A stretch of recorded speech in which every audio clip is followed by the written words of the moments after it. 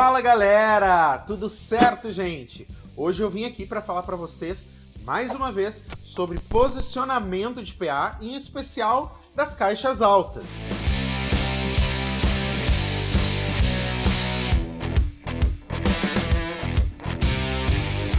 Antes de mais nada, se você não assistiu o nosso primeiro vídeo sobre esse assunto, aqui em cima está o link para você dar uma conferida. E claro, aproveita, deixa o seu like nesse vídeo, se inscreve no canal e compartilha aí com os amigos esse assunto que é muito legal. Então, só para a gente alinhar as informações, lembrando que é PA. PA é uma sigla do inglês para Public Address, isto é, são as caixas que estão endereçadas para o público que você quer atingir, ok? Bom, como o próprio nome sugere, o posicionamento de PA é para onde as caixas precisam estar viradas, que altura, que distância.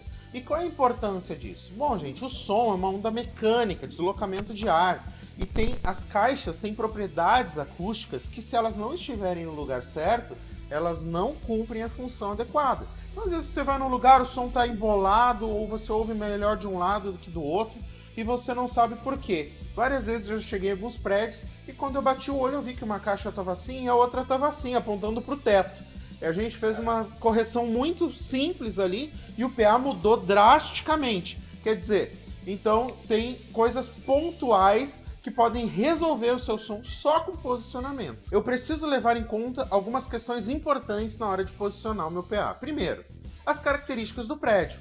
Qual é a profundidade, largura, a altura, o famoso pé direito, o posicionamento do público, isto é, eu preciso considerar a que distância da caixa estão as primeiras cadeiras e até onde elas vão no final. Preciso considerar se o prédio tem 2 andares, tem um mezanino. Talvez uma única caixa não vá cobrir tanto o mezanino quanto o andar de baixo.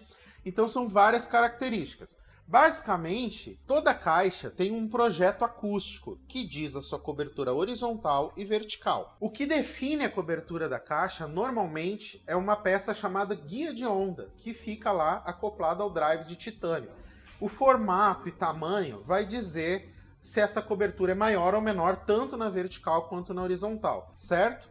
E a posição dela precisa estar adequada para cobrir, para atingir o público-alvo, tá? Eu sei que muitas vezes nessa hora você enfrenta questões estéticas. Ah, Dani, mas se eu botar a caixa mais para cá vai ficar na frente do data show. Se eu botar mais para lá vai tapar a pintura de cruz que foi feita na igreja. Se eu botar mais não sei onde. Gente, eu não vou entrar nesse mérito. Eu vim aqui para falar onde o PA precisa ficar para funcionar adequadamente, ok? As questões estéticas precisam ser consideradas juntamente com isso, obviamente, mas eu não vou entrar nesse assunto. O meu assunto é o posicionamento ideal das caixas. Caixas trapezoidais. Essas são as caixas mais comuns que você já está acostumado a ver, que muitas vezes são utilizadas em cima de um tripé ou num pedestal de parede, e algumas vezes no formato fly, como a gente costuma dizer, que são as caixas penduradas por um cabo de aço ou uma cinta no teto, ok? Bom, qual é o posicionamento adequado dessas caixas? O ideal, gente, como eu já citei lá no primeiro vídeo, é que elas, considerando as 2 fileiras, estejam posicionadas de frente para cada fileira, nunca se cruzando, tá? Porque como o som é deslocamento de ar, obviamente em algum ponto o som vai cruzar com ele mesmo e um ar vai bater no outro, logo vai gerar o que a gente chama de cancelamento, que é aquela sensação que você tem de embolar, umas frequências acabam matando as outras. Então o adequado é que cada lado esteja virado para sua fileira. A cobertura vertical dessas caixas normalmente é de 90 graus com apenas uma caixa, ok? Então ela já tem uma cobertura bem boa aí para um prédio do tamanho legal. O que você precisa considerar é que essa cobertura esteja atingindo já desde a primeira cadeira. E para isso você às vezes precisa dar um ângulo certo para que ela também atinja até a última cadeira lá no fundo. A distância entre as paredes, normalmente a gente considera assim, ó, você divide seu prédio por 3, tá?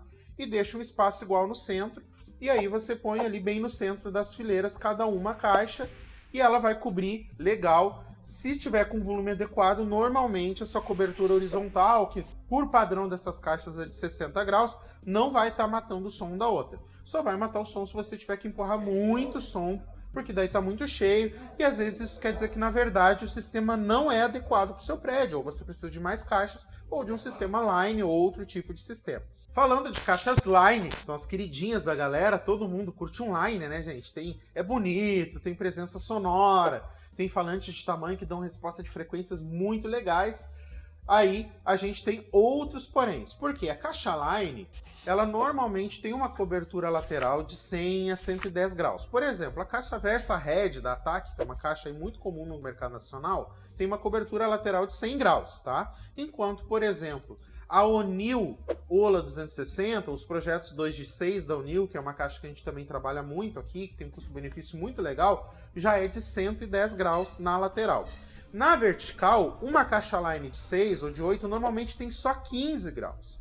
E aí tem o que a gente chama de acoplamento mínimo. O que é o acoplamento mínimo? Normalmente todo fabricante diz lá no manual o número mínimo de caixas que precisa ter embaixo uma da outra. Isto é, às vezes a gente quer muito uma line, só que o nosso prédio tem um pé direito muito baixo, e até pelo custo mesmo a gente vai lá e põe uma caixa só de cada lado, ou duas de cada lado. A gente não está obedecendo o projeto da caixa. E às vezes o prédio até é estreito demais, como ela tem uma cobertura lateral muito ampla, você vai botar duas caixas por lado, por uma questão estética, ou para não botar ali no meio, e você vai ter cancelamento, porque ela tem muita cobertura lateral, ou vai ter o som batendo na parede, voltando, embolando, e o que a line deveria fazer, que é a cobertura vertical, não está acontecendo. Dentro do contexto de acoplamento, a gente tem o que nós chamamos de sinergia. O que é isso? É quando você soma 2 mais 2 e não dá 4, dá 6.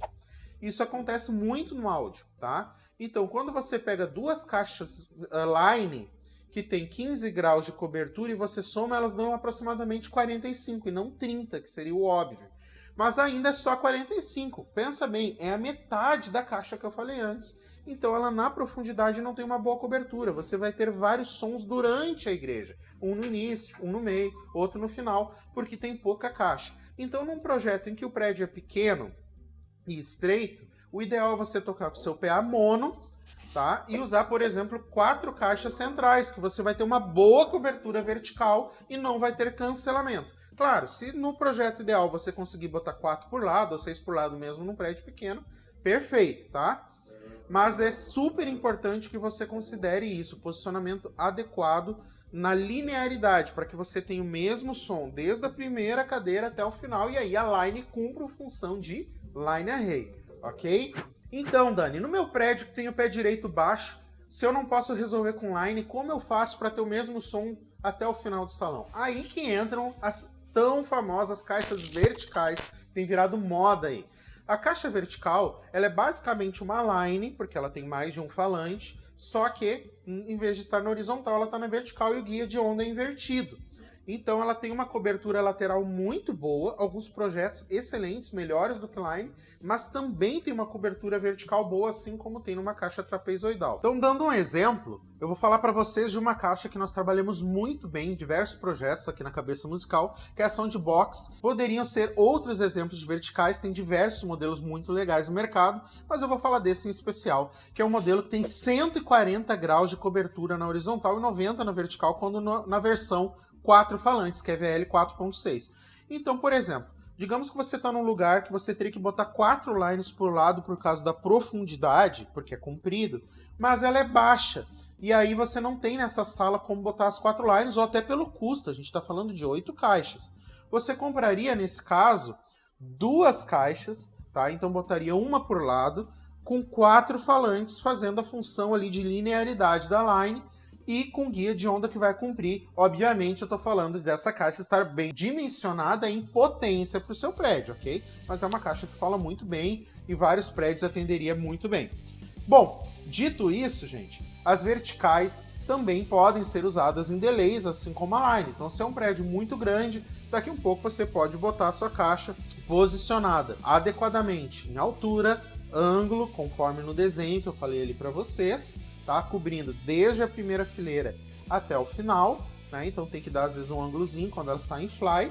E se for o caso de um prédio muito comprido, aí sim você vai usar um delay que precisa ser processado lá no processador, dizendo a distância entre as caixas para que o som não embole até o final. Então, é isso, gente. Mais uma vez falando sobre esse assunto que vocês nos perguntaram tanto.